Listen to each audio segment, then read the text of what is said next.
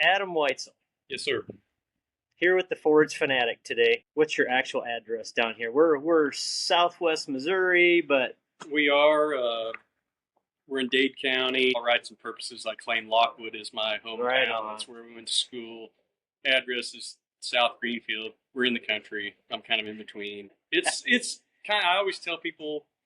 It's funny, you talk to people and they say like, "Where are you from?" I was like, "Oh, I'm from Nebraska," or "I'm from whatever." And that's right. all you need to know. That's Well, all. it seems like you say Missouri, everyone has a tag to it. Like I'm from Southwest Missouri. I'm from Kansas. Whatever. Well, exactly. So, but I usually give kind of equidistant between Springfield and Joplin. Well, I have to quantify it too because there's like Northwest Missouri. Yeah, I'm 30 minutes north of Kansas City. Yep. So when the Chiefs win the Super Bowl, I can literally hear the cannons at my house and see the lights. So it's just low enough. Anyway. Gotcha. So the reason we're here today, first of all and foremost, is you are a forage producer, sell to a lot of people across this part of the state. We're sitting in one of your hay barns right now. Got awesome backdrop for us today. But earlier, I did a quick Facebook interview with a couple people, which we attempted to get you to help, that we talked about blister beetles. So I want to just take the opportunity, first of all, today to get through our blister beetle discussion because we had a really good start on a live broadcast here earlier in the week. Depending on when this comes out, earlier this year, we'll just say that. Sure. And after the call, you and I had a personal phone call, and we were having such a great discussion about it. I'm like, okay, this is ridiculous. We've got to let more people hear what we are discussing right now because there's so much valuable topic and discussion. So first of all, let's just go right back to blister beetles. The fact that we think there are certain conditions that are help favoring some blister beetles in the country. And per our discussion, let's expand upon a little bit. Tyler made a comment about some sandier spots, lower, maybe next to some rivers, field borders. And we had a little discussion about that. So let's go back to that topic. In your experiences out here as an alfalfa grower, and again, you all can see that we're sitting on a pile of small square bales. So the crazy horse lady fits into this model. So that's kind of why we're talking about this again. But from a field landscape position and or what you've experienced as well, how would you describe the general conditions or what's favored blister beetles in your world? Like we talked about earlier, I do think I'm going to go to climate and just in the fact that I've seen more, and I think as we discussed that in the 30 years of my adult life that I've been doing this with my dad, I've only seen what you could classify as an infestation a handful of times. And the majority of those have happened in the last 2 or 3 years. Now, where we're at here is the same with most of the country. We've followed some really dry. We've had some drought years. Correct. Yeah. Some of the worst, that we've had in a while.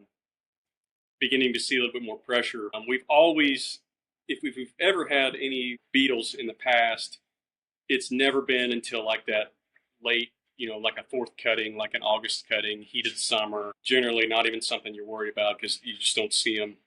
And let me be the first to say, like, when people say, like, do you have blister beetles? You're going to have them every year, but it's just whether or not you just, like, see one here and there, I mean, it's a bug, we're outnumbered, that's for sure. But as far as the infestation, where I think, a consumer would be concerned with, that's pretty rare in this country. Up until the last few years, I have seen, like we talked about, and when I say infestation, like, to better explain, say I'm cruising across a field in my windrower, and most of my alfalfa fields, like most of the producers, they're like a pool slate. I've been over them so many times, I can really cover some ground. So I probably average 10, 12, 13 miles an hour laying alfalfa down, which is not uncommon. Right. And you're going along, and I'm constantly just scanning the top of the windrower. Because, unlike a pull type, it's back here behind you. I'm looking down on it. So if your alfalfa has some decent height to it, a lot of time that canopy will, whip against back. And so it's just like if you're out there, with your, sweeping that. sweeping at your bug. I mean, it's essentially I'm sweeping it on a large scale, Absolutely. fast. And so I'm constantly scanning it, and I see, you see worms, you see bugs, you see things in that.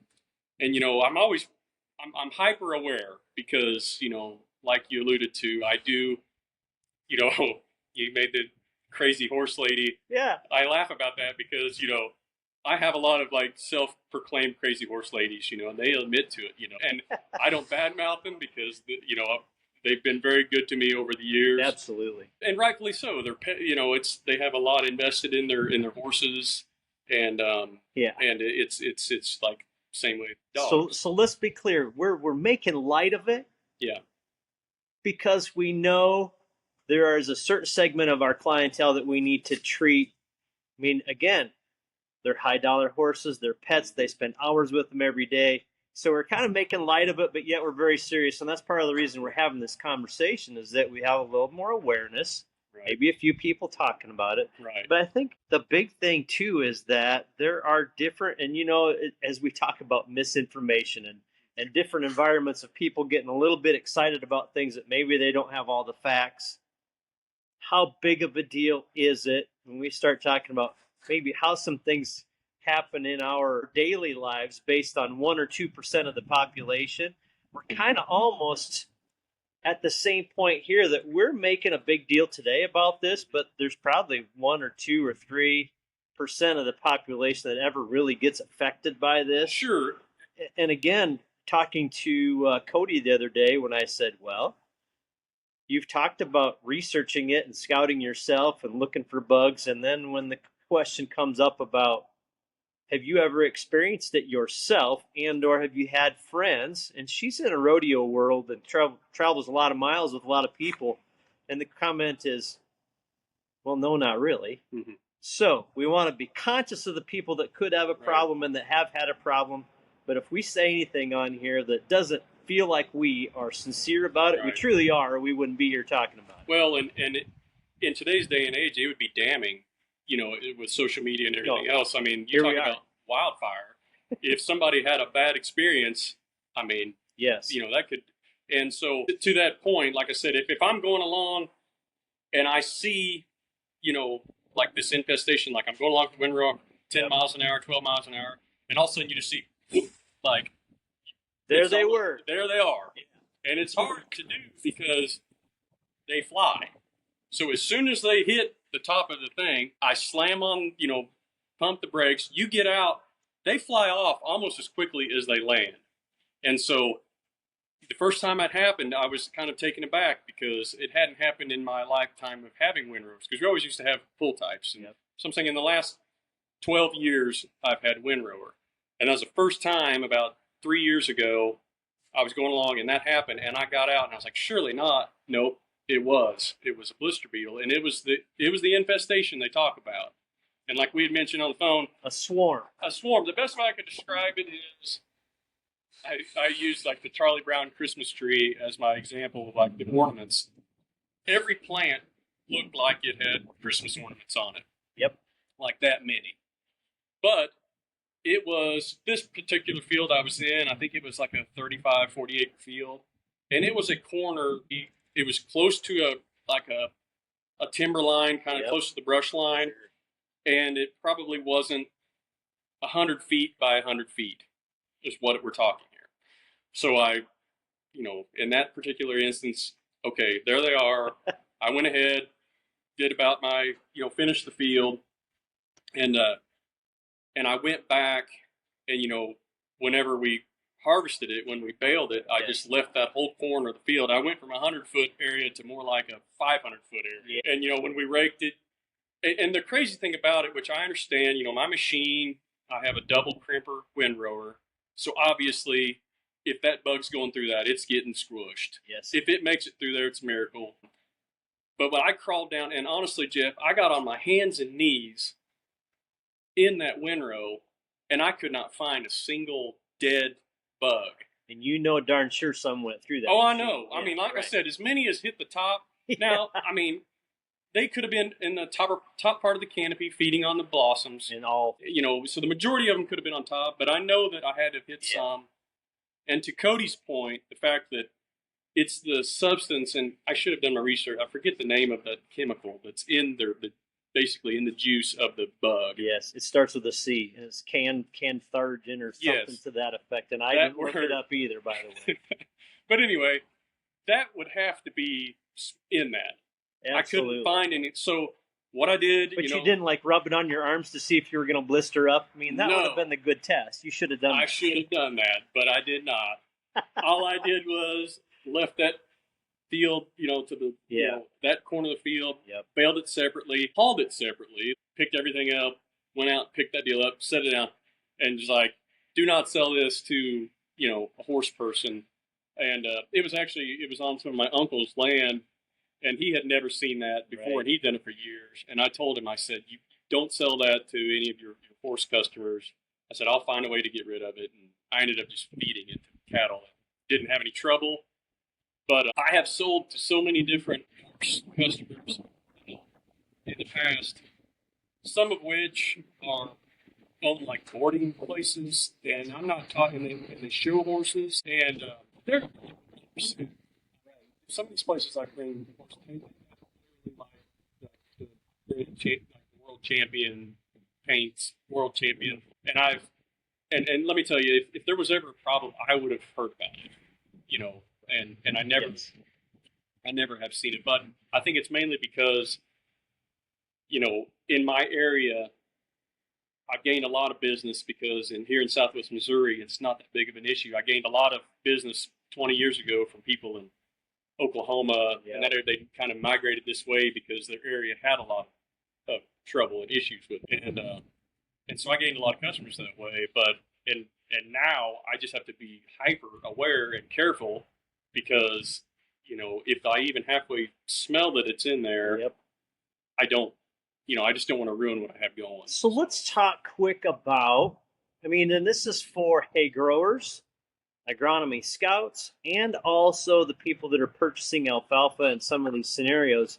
And let's talk a little bit about the swarm piece, because that's important to understand that from an agronomy standpoint, if you're going to go scout a field, you need to do a thorough job of scouting the full field, not just pull in the driveway, stop your truck, grab your net, go look at a couple spots and get out of the field. You probably should go find some of the stressed areas, maybe walk the borders so you can find, because a lot of things have a tendency to move in from field borders, and you might not find the swarm per se. Now, so that's one thing. Agronomy-wise, we need to scout pretty thorough, and it's a high enough value crop. Let's not cut corners. So from a person that's producing hay like yourself, and you might be your scout, a lot of times that's the way it's done, so that's the part two. But what we're not seeing is that they're equally spread out as a population across a 40-acre field. We are literally just getting, these swarms out there. And I've been in fields too where I've walked in, actually in a headland, and found blooming alfalfa and some weeds at the same time, just covered, like you mentioned, as a Christmas tree. And you go, gosh, this is for real. And then you understand the importance of it. But I want the horse owners also to understand that if somebody says, like you just did, I found some in a field, I did everything I could to make sure that everything was left to itself. That swarm probably stayed in that general area. We baled the rest of the field. And if you had that field cut, you weren't squishing any more bugs. So the toxicity was the bug juice was not in the hay. So I think I wanted to bring that up to talk about the swarm effect. They're not equally spread across the whole field. Some of those dynamics, so people understand how we manage it and how we can scout and be a little bit better at it. And we talked about, in my area, they love amaranth plant, or spiny amaranth. We call it pigweed, whatever you want to call it. It's terrible. It's in every hog lot, every, corral in the world. It's a tough plant to get rid of. We spray all of our pastures. We have for several years, Graze On, or Graze On type products, and it does a great job. But it's very difficult to get the lots and the fence line borders and things like that. And that's a good, anytime in those middle of the summer months, if I'm out checking cattle or doing stuff like that, it's a really good litmus test. If you see some pigweed and you see some stuff on that plant, and be like, well, you might want to look at your alfalfa because this is the time of year they're hatching. You know. I think that's a pretty interesting comment. And again, that kind of tails off of what Cody said in her part, where she said, yeah, I noticed them around the buildings because we had that unmowed area near our horse yard, and we basically got the horses out of the way for a while. But I think that's a good point for people to understand, and is that literally any of those flowering plants at that time, those blister beetles are after that nectar. Good, bad, or indifferent, a blooming alfalfa field, a pollinating clover field potentially, Yeah. a weed patch that hasn't been kept in check. So even acreage owners that have horses, you need to be aware of that phenomena and kind of, it's best for everybody. We all like to have our place look nice. The weeds don't add any benefit generally. So this whole But then they'll say, what about my clover? What about my white clover and all this stuff? And, we have found out as cattle producers as well, we get more bang for our buck taking care of your thistles and your ragweeds and a lot of than we do the little bit of clover that's in the fields.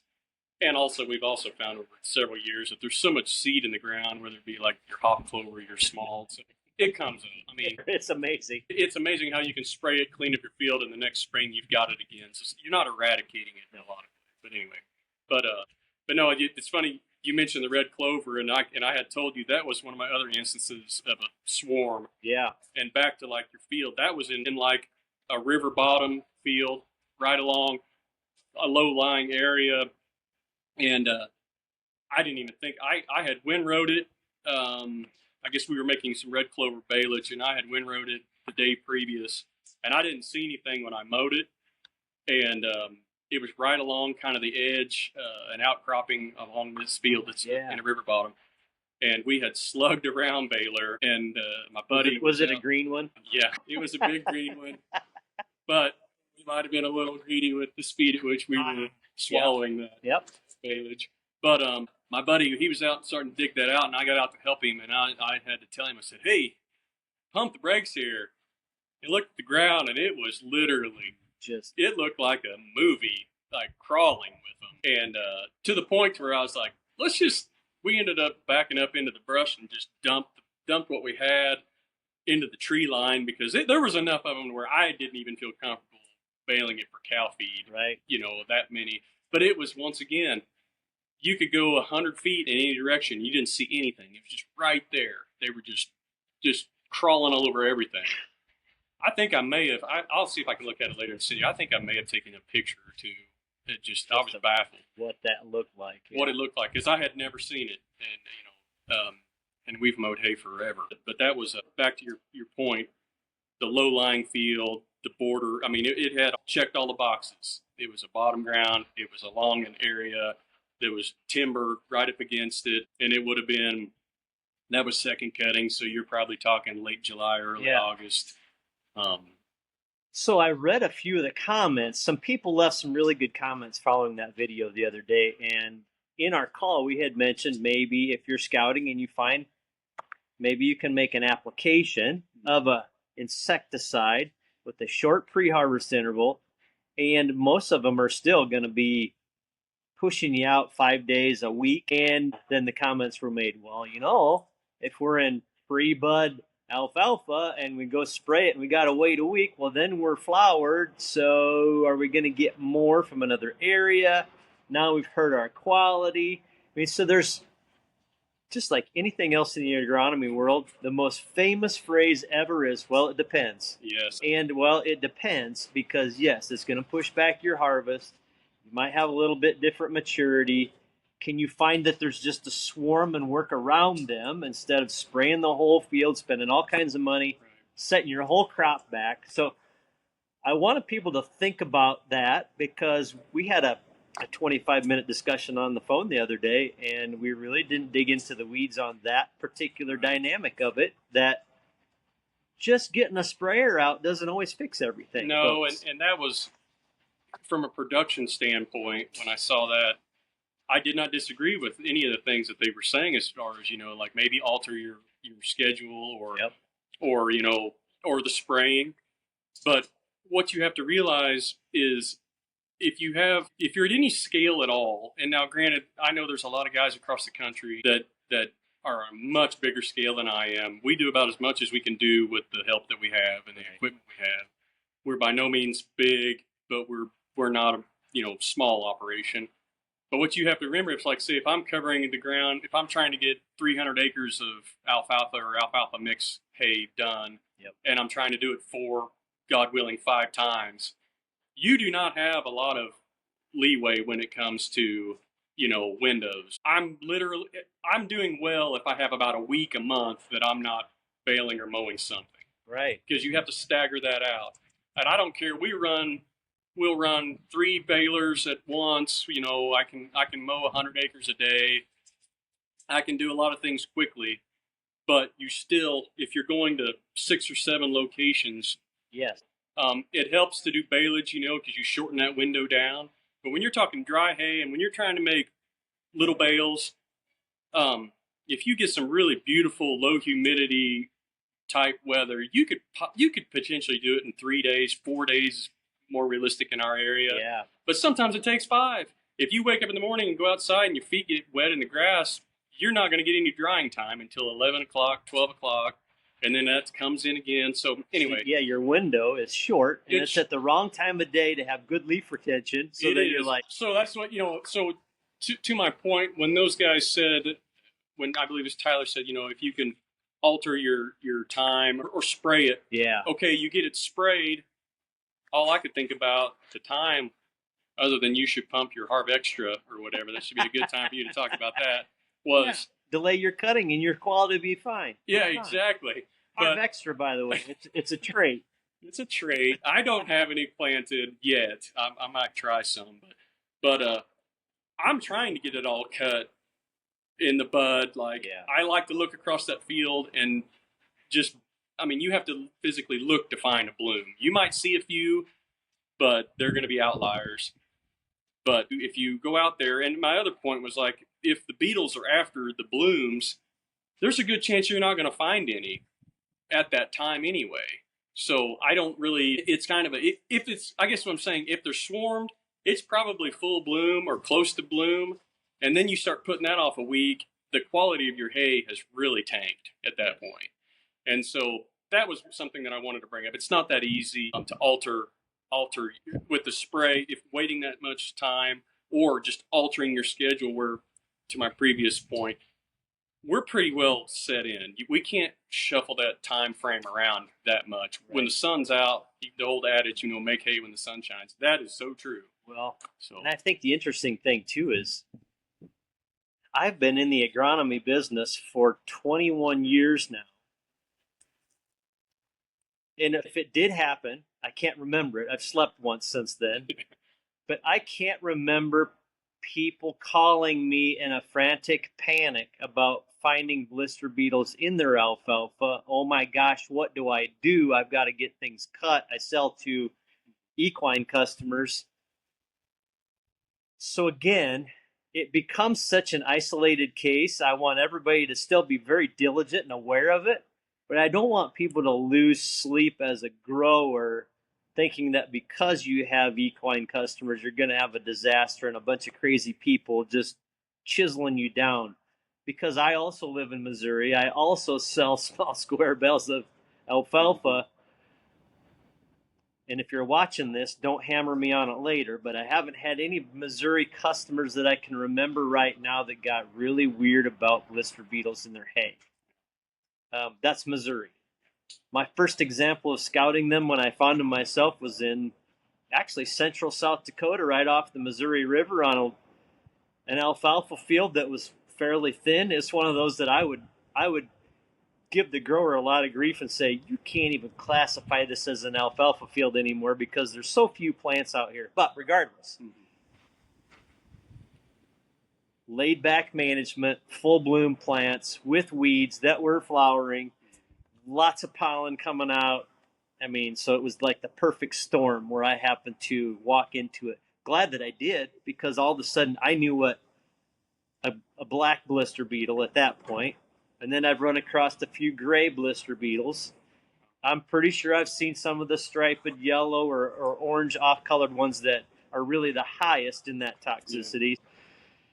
Man, they're out there, something to be aware of, and I'm glad that we had the opportunity to talk about it, because then I'm hoping people can take part of this conversation and relate to it, understand it just a little bit better, and go home and either put a plan together or at least be aware that those things are out there. Right.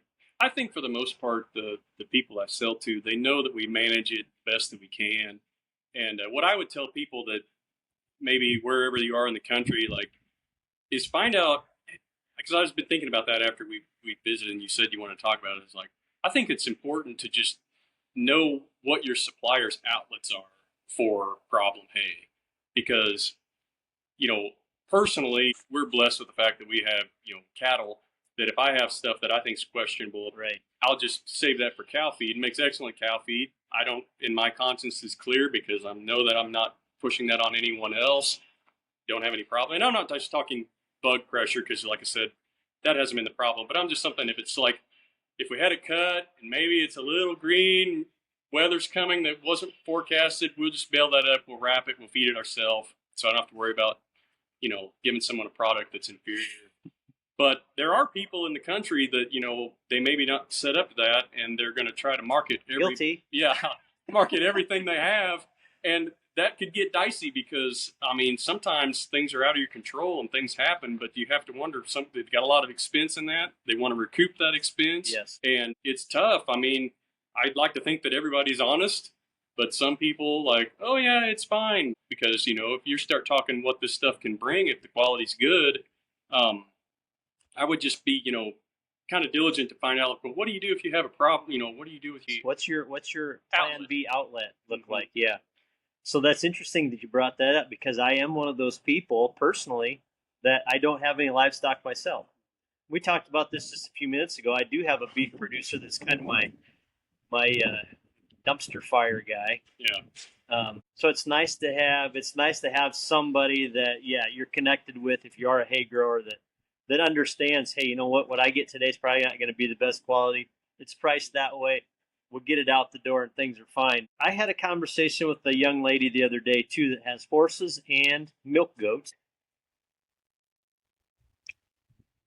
I do forage agronomy as my job. It's my career. It's my lifestyle, if you will, and I do it as a hobby. And when I talked to this young lady for about 5 minutes about what I do, how I do my hay, it was amazing that she whipped out her phone, wanted to put my phone number and contact information, so she had a hold of that forever. And one of the comments out of her mouth was, it's so great to find a hay guy that's not screwing me over, or I feel like I've been sold a poor quality product and they just walk away and I never see them again. And I stopped and I said, now you need to understand that as a hay guy, we also have customers that we feel that way about, that are livestock people. So there are challenging personalities in every facet of our lives. So not all hay guys out to screw you. Not every crazy horse lady's out to screw you. And sometimes we got to take a step back and understand that. But to your point, if you understand what your supplier's doing, what they're up to, how they conduct the rest of their life, probably has an impact on how they're going to treat you as well. So. Sure. And I think that's only, we're just skimming the surface as far as, like with the bugs or whatnot, because I tell you, I have had more questions on my hay, and I think a lot of it's just misinformation, and people get a hold of something on social media and they run with it. I've got one field I've got to plant next spring, so I'm hoping. I always call you and say, "What do you got coming down the pike for my area? What's on the plate?" Yeah, well, what do we got going? So, be curious to see. But perfect. Yeah. Thanks for your time today. Absolutely, big deal. I see that we got the boss sitting over here waiting to chime in.